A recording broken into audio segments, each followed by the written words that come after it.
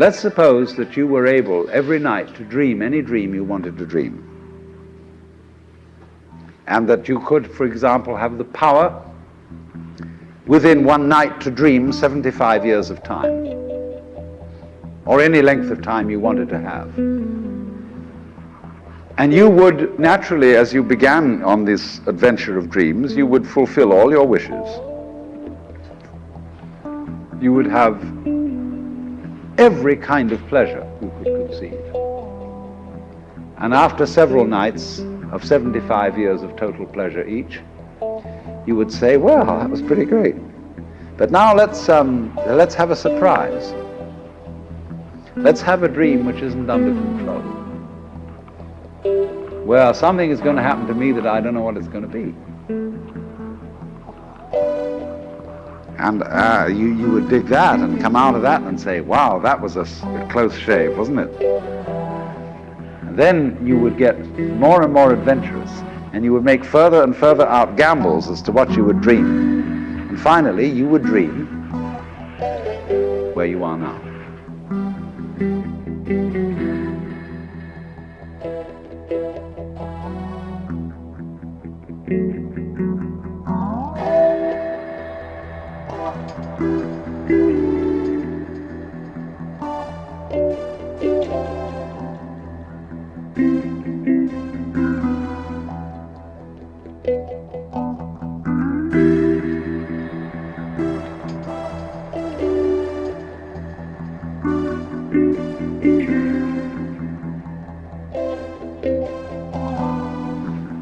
You would dream the dream of living the life that you are actually living today. That would be within the infinite multiplicity of choices you would have, of playing that you weren't God. Because the whole nature of the Godhead, according to this idea, is to play that he's not. The first thing he says to himself is, man, get lost. Because he gives himself away. The nature of love is self-abandonment, not clinging to oneself, throwing yourself out, as in, for example, in basketball, you're always getting rid of the ball. You say to the other fellow, have a ball, see? And that keeps things moving. That's the nature of life. So in this idea, then, everybody is fundamentally the ultimate reality, not God in a politically kingly sense, but God in the sense of being the self, the deep down basic whatever there is. And you're all that, only you're pretending you're not.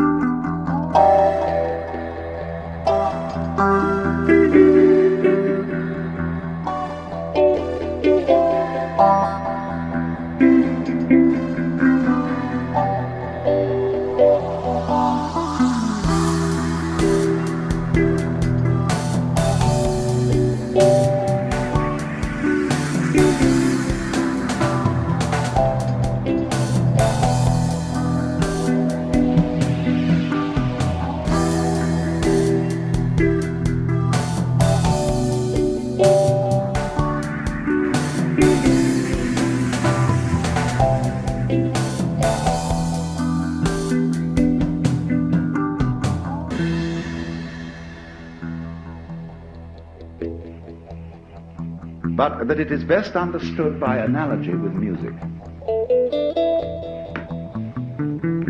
Because music, as an art form, is essentially playful. We say you play the piano. You don't work the piano. Why? Music differs from, say, travel. When you travel, you are trying to get somewhere. And of course, we, because being a very compulsive and purposive culture, are busy getting everywhere faster and faster and faster till we eliminate the distance between places. I mean, with the modern jet travel, you can arrive almost instantaneously. What happens as a result of that is that the two ends of your journey become the same place. So you eliminate the distance and you eliminate the journey. Because the fun of the journey is to travel, not to obliterate travel. So then, in music, though, one doesn't make the end of a composition the point of the composition. If that were so, the best conductors would be those who played fastest. And there would be composers who wrote only finales.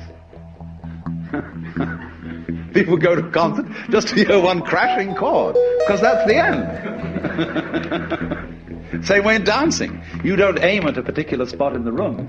That's where you should arrive. The whole point of the dancing is the dance. Now, but we don't see that as something brought by our education into our everyday conduct.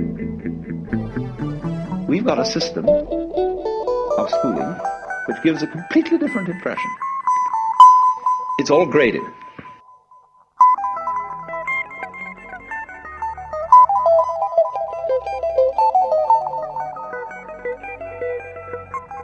And what we do is we put the child into the corridor of this grade system with a kind of, come on, kitty, kitty, kitty.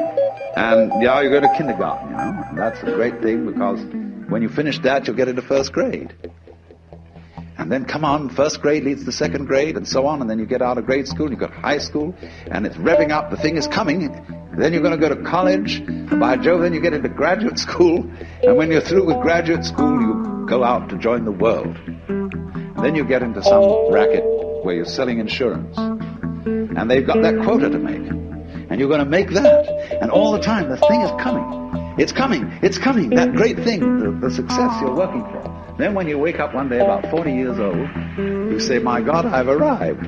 I'm there. And you don't feel very different from what you always felt. And there's a slight letdown because you feel there's a hoax. And there was a hoax. A dreadful hoax. They made you miss everything. By expectation. Look at the people who live to retire and put those savings away. And then when they're 65, they don't have any energy left, they're more or less impotent, and they go and rot in an old people's senior citizens community. Because we've simply cheated ourselves the whole way down the line.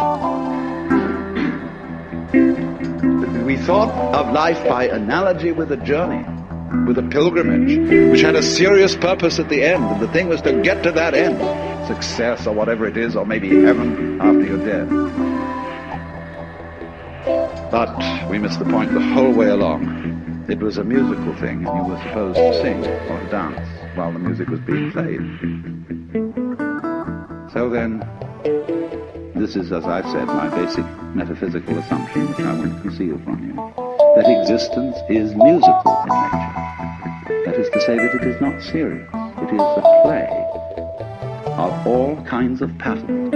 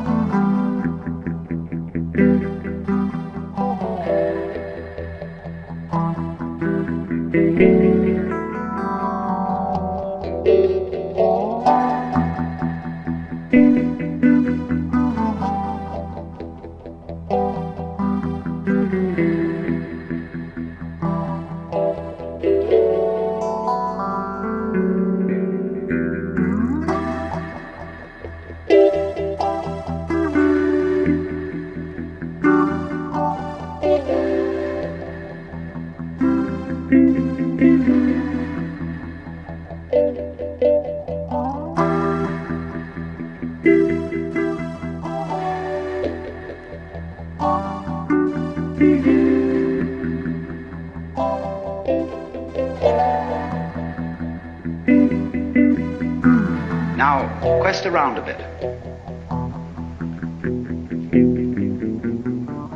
Ask yourself this: for what reason would a person be considered hopelessly insane?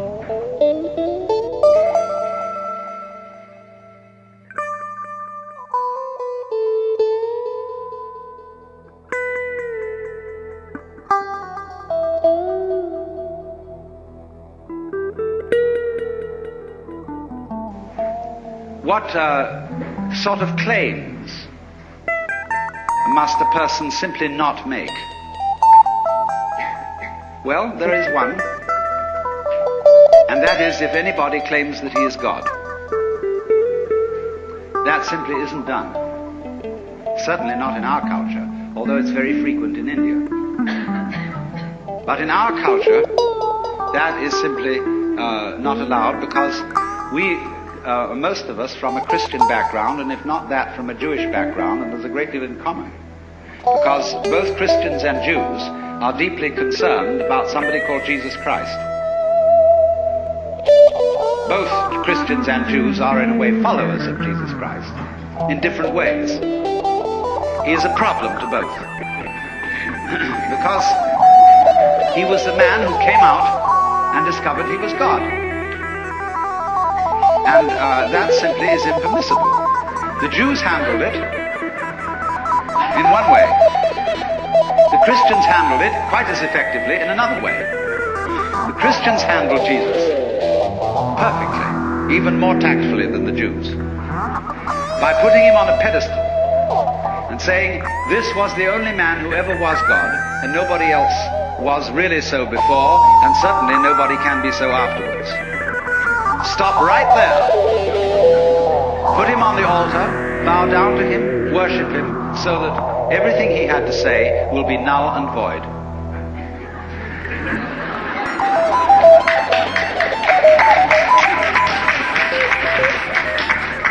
And it worked beautifully. But you see, the trouble about deep secrets is they can't be repressed indefinitely. Now here's the problem, you see, that there are certain processes, some of which are what you might call spiritual exercises. Others are simply chemicals. Others are just horse sense, whereby one comes to see very clearly indeed that black goes with white and self goes with other. And as this becomes clear to you, it's rather shaking.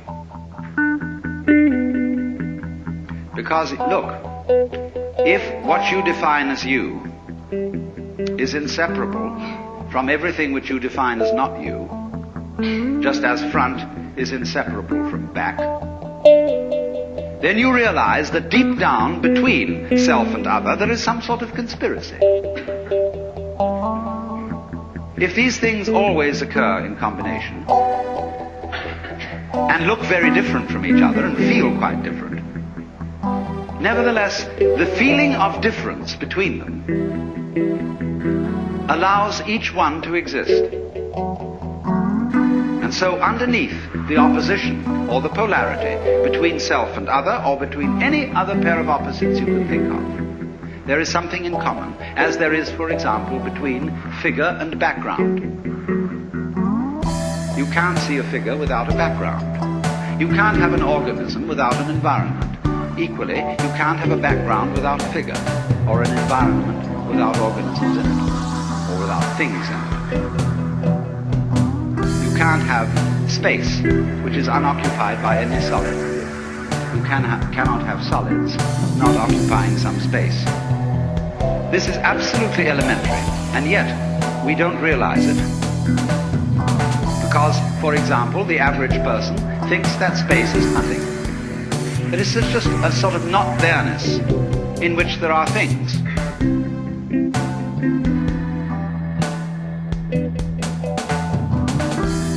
And we are slightly afraid that not there-ness, that nothingness, that darkness, that the negative poles of all these oppositions will win.